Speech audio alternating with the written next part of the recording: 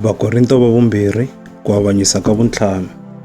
Ha swi tiva leswaku loko ntsonga lowu hi nga eka wona wu nga miri wa hina wa la misaveni wu onhaka, hi ni vuako lebyi Xikwembu xi hi lunghiseleke byona, yi nga yindlu leyi nga akiwangiki hi mavoko, leyi nga heriki, ya le matilweni.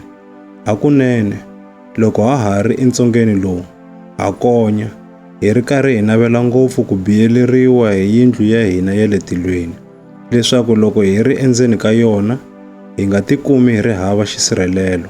Hikuva loko ha ha ri entsongeni lowu wa hina, ha konya hi ku tikeriwa. A hi lavi ku lahlekeriwa hi miri lowu wa khale, kambe hi lava ku biyeriwa hi lowuntshwa, leswaku leswi faka swi mitiwa hi vutomi. Kutani Xikwembu hi xoxe xi hi vumbele swona sweswo, kutani xi hi nyikile Moya, wu ri xitiyiso xa leswa ha taka.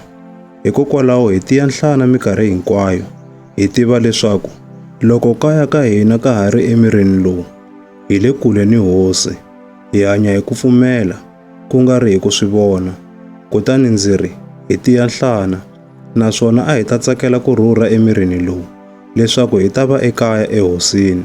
Hikokwalaho, hambiloko kaya ka hina ku ri haleno emirini, kumbe hambiloko hi rhurha eka wona, ku navela ka hina lokukulu i ku tsakisa Hosi, hikuva hinkwerhu hi ta fanela ku yima emahlweni ka xitshamo xa ku avanyisa xa Kreste, leswaku un'wana ni un'wana a ta amukela hakelo ya leswi a swi endleke loko a ha ri emirini, leswo saseka kumbe leswo biha.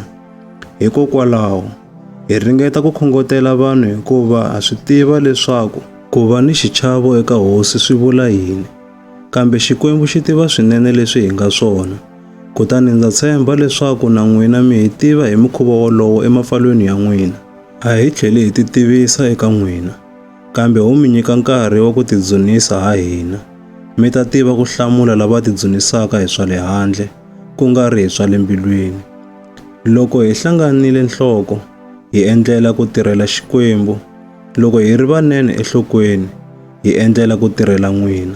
Rirhandzu ra Kreste ra hi fambisa, hikuva hi fikile laha hi tivaka swinene leswaku munhu un'we u fele hinkwavo. Loko swi ri tano, hinkwavo va file.